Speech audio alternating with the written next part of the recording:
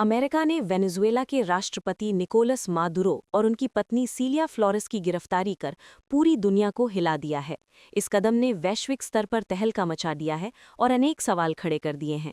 सबसे अहम सवाल यही है कि अमेरिका ने सिर्फ मादुरो को ही नहीं बल्कि उनकी पत्नी को भी क्यों हिरासत में लिया। क्या ये सिर्फ एक राजनीतिक कदम है या इसके पीछे अमेरिका का कोई बड़ा स्ट्रेटेजिक प्लान छिपा है? विशेषज्ञ मानते हैं कि ये कार्रवाई पूरी तरह से सोची समझी रणनीति का हिस्सा है।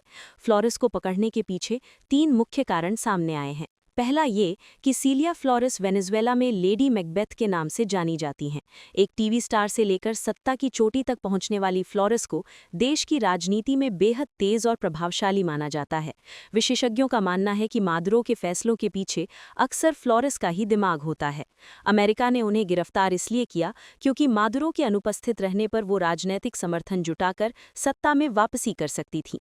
यही वजह है कि अमेरिका ने ड्रग तस्करी और अन्य गंभीर आरोपों के बहाने दोनों को हिरासत में लिया। दूसरा, फ्लोरेस को हटाने का दूसरा कारण मादुरो की राजनैतिक वापसी की राह बंद करना है।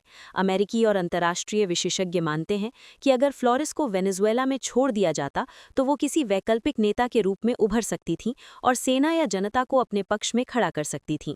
यही कारण है कि इस ऑपरेशन में केवल राष्ट्रपति ही नहीं बल्कि उनका सबसे मजबूत राजनैतिक सहयोगी भी निशाने पर आया। तीसरा और सबसे संवेदनशील कारण ड्रग तस्करी और नार्को आतंकवाद से जुड़ा है। अमेरिकी एजेंसियों का दावा है कि मादुरो और उनकी पत्नी ने मिलकर संगठित आपराधिक नेटवर्क का संचालन किया। फ्लोरेस पर भी ड्रग तस्करी और अन्य अपराधों के गंभीर आरोप लगाए गए हैं।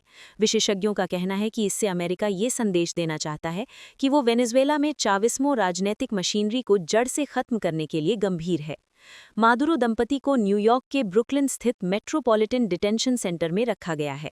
अमेरिकी अधिकारियों का कहना है कि मादुरो की सरकार एक तरह से आपराधिक संगठन की तरह कार्य कर रही थी, जिसने पूरे पश्चिमी गोलार्ध को अस्थिर किया।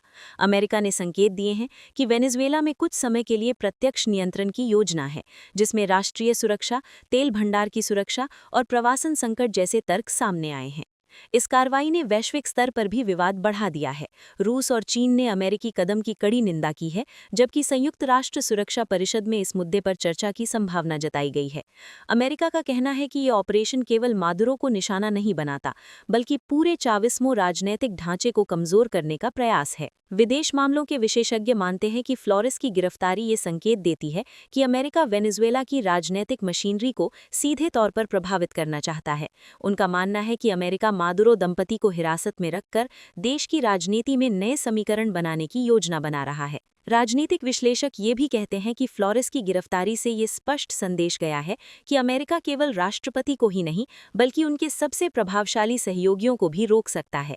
इससे ये भी संकेत मिलता है कि किसी भी वैकल्पिक नेतृत्व की संभावना को जड़ से खत्म करने की कोशिश की जा रही है। मादुरो और फ्लोरेस की गिरफ्तारी के बाद वैश्विक राजनीति में हलचल बढ़ गई है। अमेरिका के अगले कदम, मादुरो के खिलाफ चल रहे अभियोजन और वेनेजुएला में राजनीतिक नियंत्रण के लिए उठाए जाने वाले कदम पूरा विश्व बारीकी से देख रहा है। विशेषज्ञों का मानना है कि इस कार्रवाई का असर तेल बाजार, राष्ट्रीय सुरक्षा और वैश्विक राजनीति पर लंबे समय तक रहेगा। संक्षेप में कहा जाए तो मादुरो दंपति की गिरफ्तारी केवल एक राजनीतिक कार्रवाई नहीं है, ये वैश्विक रणनीति, सुरक्षा और सत्ता के खेल का बड़ा हिस्सा है।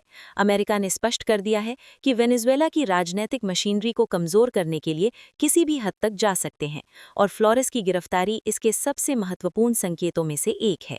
Bureau report, ANP news. अगर ये वीडियो आपने देखा और लाइक शेयर नहीं किया तो सच दब जाएगा।